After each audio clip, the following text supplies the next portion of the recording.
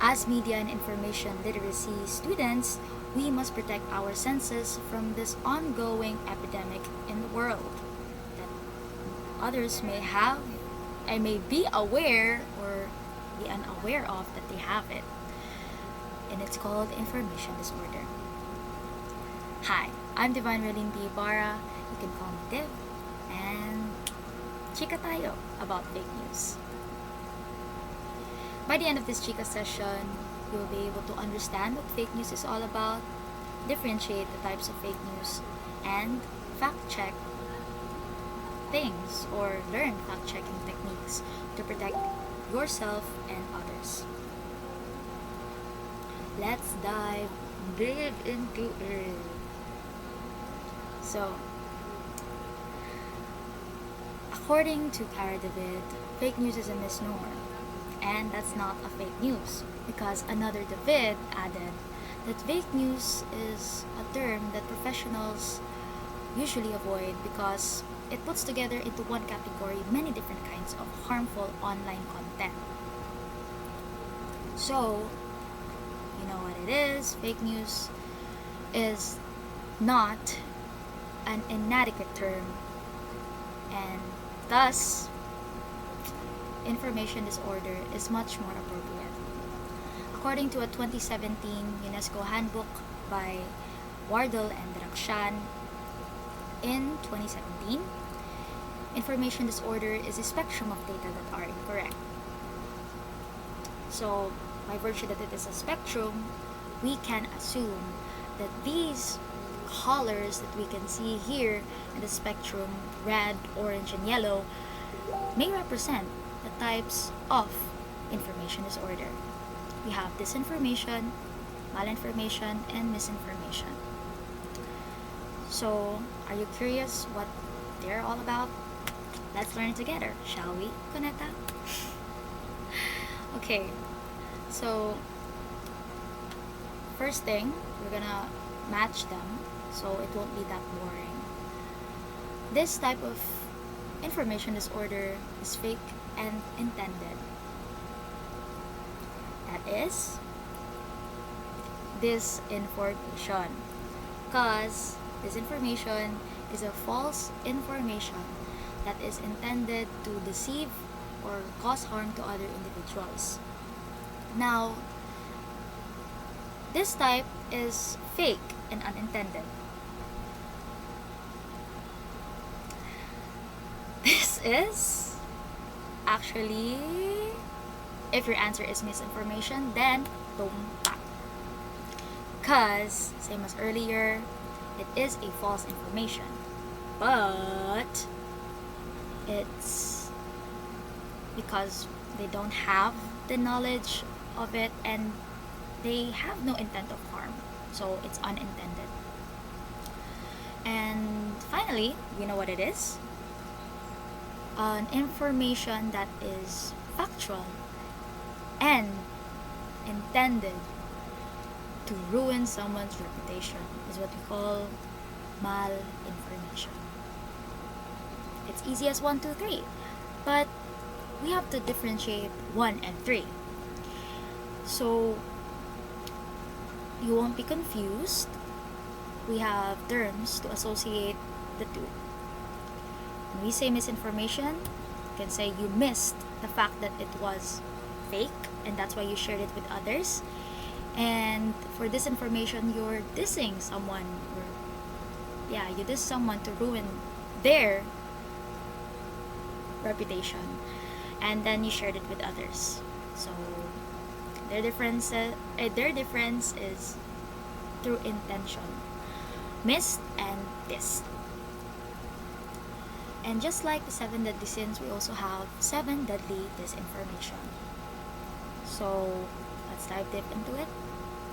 Here we have a post from Flash Report. You have to roll out your R's for this. So here, they allegedly covered that Senator Tito Soto was dismayed about the results of the senatorial, actually, the election of new Senate leader, because this was all due to the House of Representatives voting to impeach Sara Duterte, and that's where there was a change. And that's why Alan Peter Cayetano,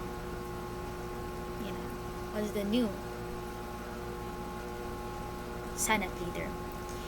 And he said, sobrang hirap nito kasi parang second home ko na ang Senado. It takes 20 years bago ako makamove on over. Pero if your eyes are clear enough, you could say, it's satire. Duh.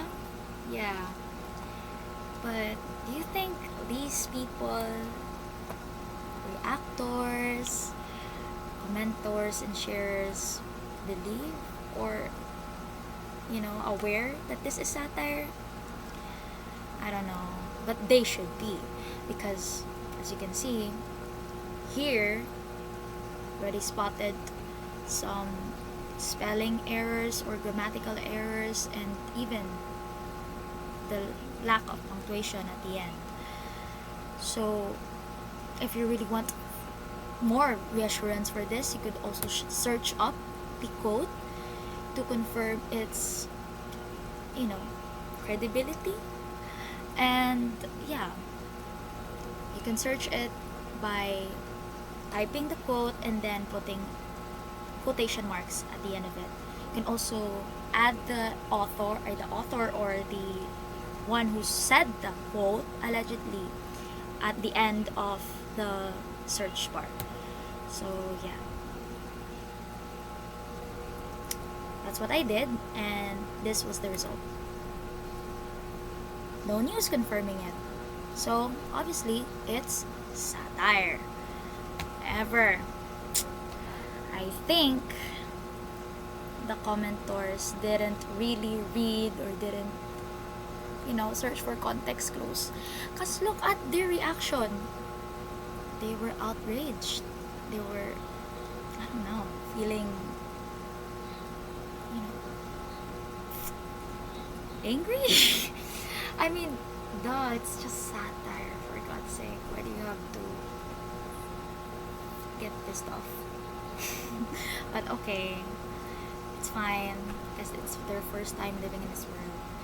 So yeah, that's satire for you, and that's the first type of disinformation. Now let's go to very common disinformation that we see, especially on FB. Under the sea, we usually see this. We usually see controversial, scenarios and accidents. Then they will put it in FB and put a link afterwards. And for some reasons, it's shortened. From there pa lang, should do that na. Okay? Why sa konyo?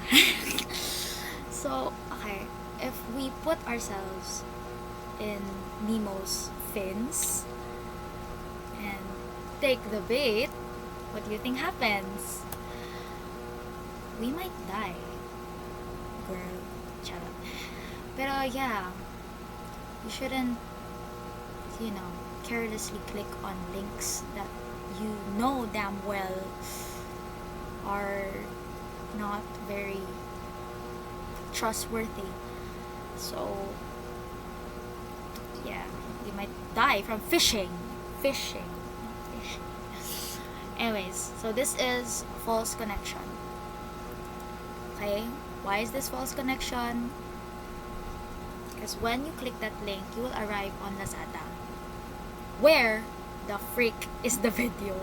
Where's the car crash? Lazada link? It does not even match the photo, right? So obviously, under false connection, we have clickbait. You got clickbait. I got clickbait. You got clickbait. Generalization. Okay, so let's proceed.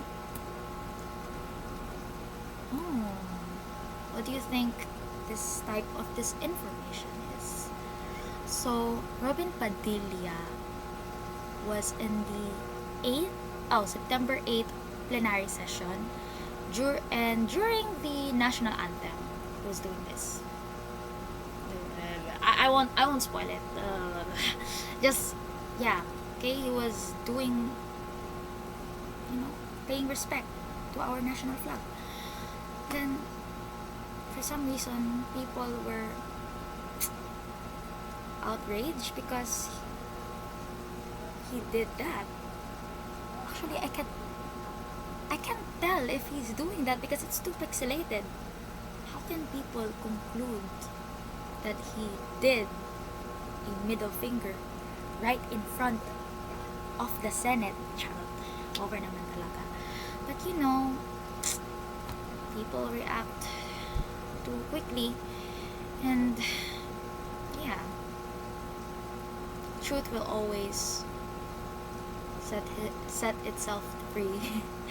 And another angle was released where Robin Padilla was actually doing this. Okay, so he was raising his point finger rather than his middle finger.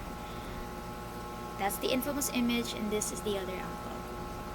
Therefore, this content is misleading because it misleads you to think of another thing when it didn't really happen. Let's proceed to another type of disinformation. So here we have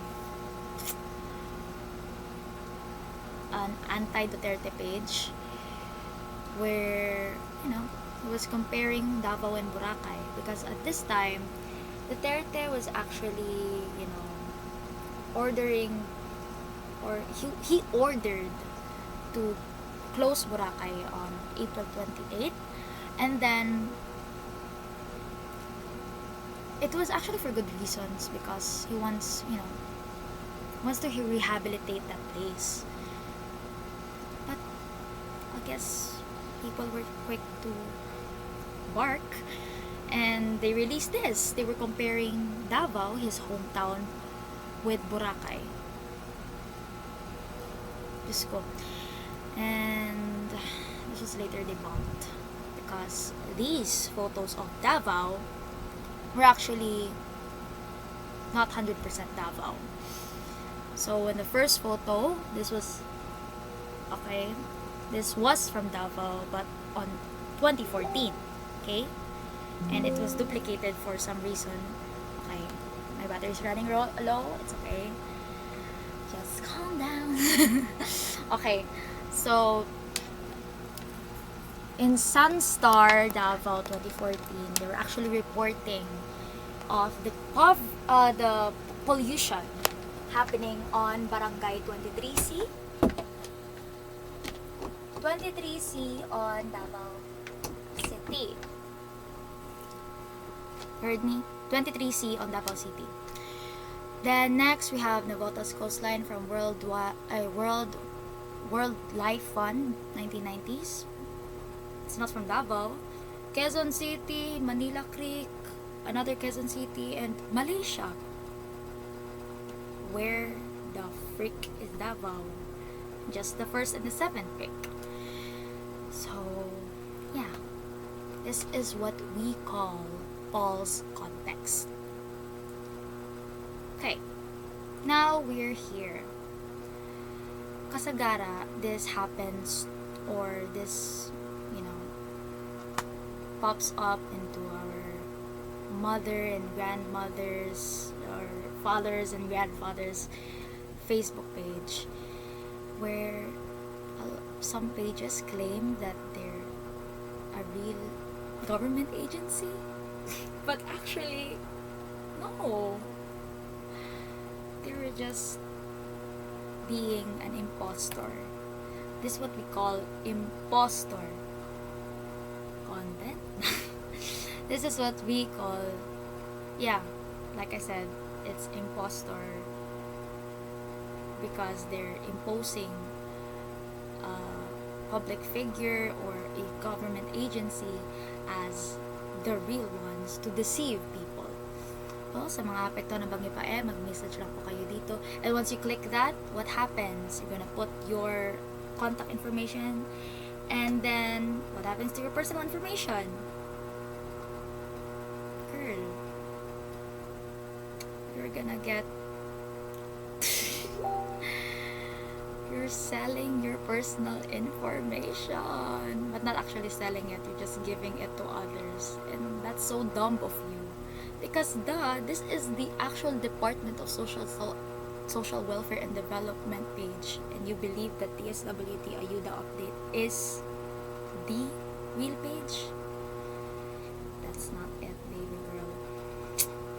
Anyways, this was debunked by Verifiles. I love Verifiles. You should, keep up with Verifiles too. Okay, now let's see. This is a famous gay comedian here in the Philippines, Jon Lapus. And if you know him, then good, because we know peak. And he said CPP, NPA, NDF with X. Did he actually did that thing? No, he didn't.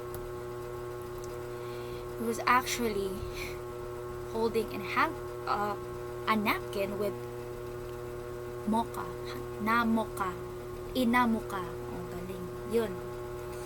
And if we compare the two photos, the one who's clearly edited because his head is so big, like, even the marker, it was too dark. And yeah, this is what we call a manipulated content, because they used digital tools to manipulate an image and to deceive other people. So let's proceed. Okay, this is a very famous case, especially now that we're in the state of national energy emergency. 3 to 6 months brownout 𝗬𝗬𝗏. So god damn, I don't think, oh my god, I don't think people should panic from this, but this became too advanced now, especially to lolos. They don't know that AI has a very, very powerful hands. They're like a puppeteer. AI did that, by the way. I can show you the video because it will lag. But you can search it up if you want. It's very, very, famous. They said that there would be a 3 to 6 months brownout because of the war, and then resulted to energy crisis, so on and so forth. Actually, if we look at the video, there are red flags that we should pay attention to, and these are the following. First, actually there's a lot of videos and reels, and they compare the two. So these two videos have the same anchor, but they have different hairs. Number two, when they speak, their mouths are pixelated. That's another red flag. And then number three, there's an unusual cadence to the way they speak. It's like almost unnaturally human.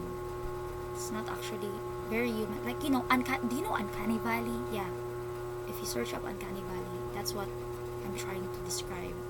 There's like some AI voice coming out from them.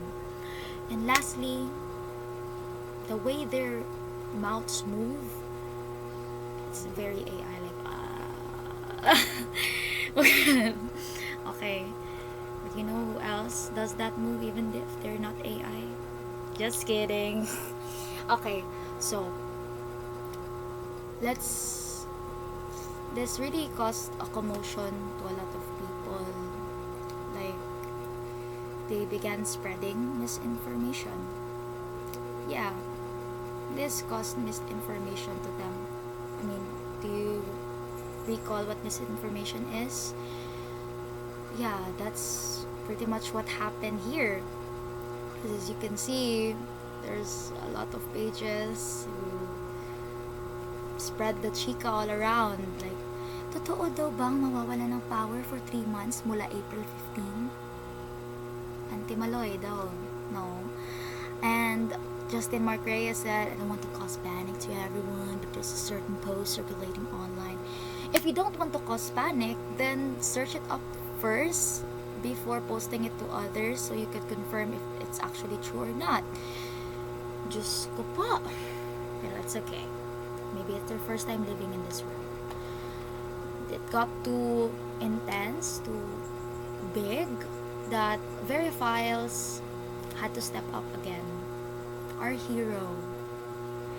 So 𝗍𝗠𝗪𝗠 debunked these claims, and